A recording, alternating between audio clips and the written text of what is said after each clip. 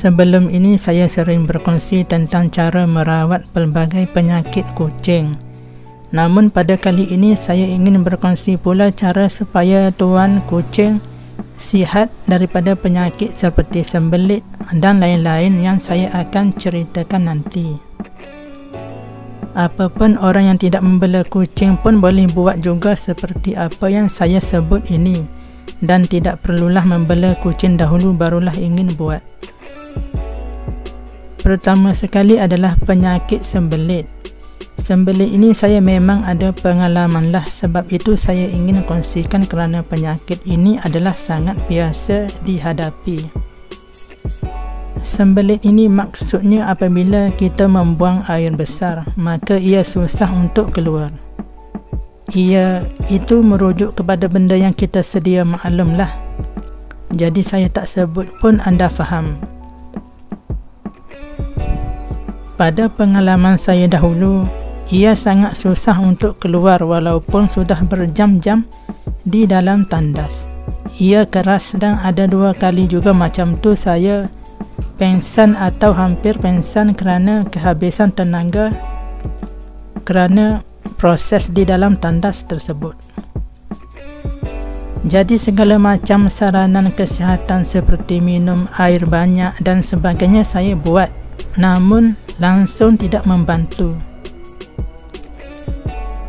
Sehinggalah suatu hari saya berpeluang mengikuti kursus sebagai perawat alternatif.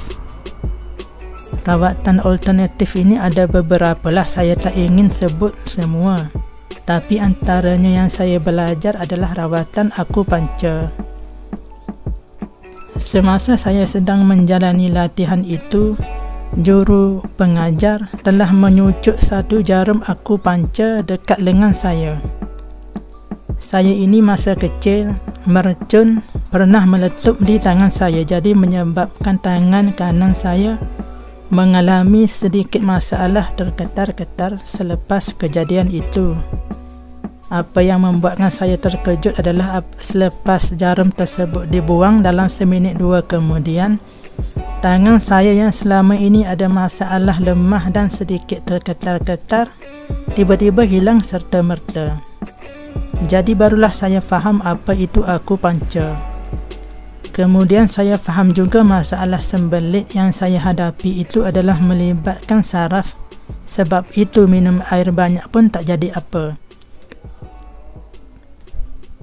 Lalu saya pun balik rumah dan cucuk diri sendiri dengan jarum akupunktur tersebut.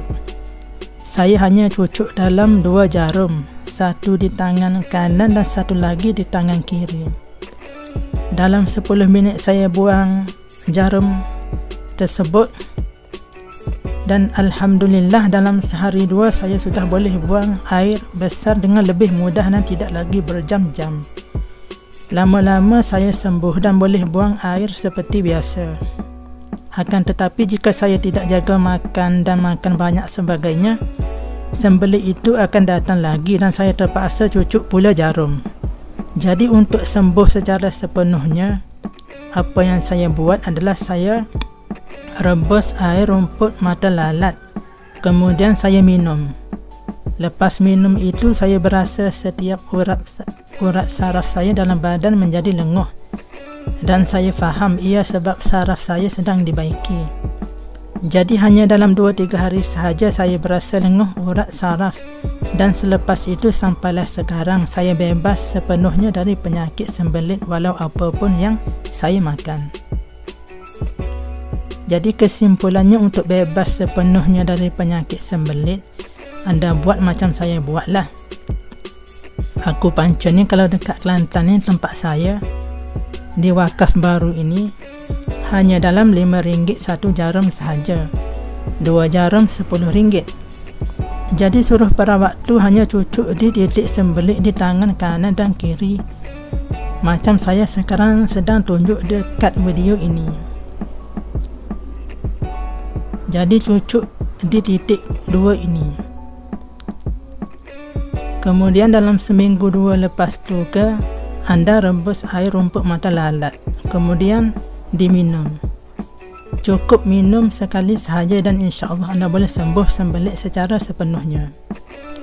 Kalau anda tidak mampu untuk pergi buat akupuntur, maka mungkin anda sudah cukup dengan meminum air rebusan rumput mata lalat itu untuk sembuh sepenuhnya.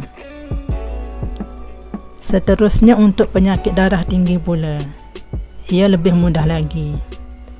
Cara nak tahu anda ada darah tinggi ke tidak, biasanya orang darah tinggi ini sewaktu dia bengkas bangun dengan cepat dari posisi duduk bertinggung, contohnya selepas membuang air besar, anda akan merasa pening dan nak pitam.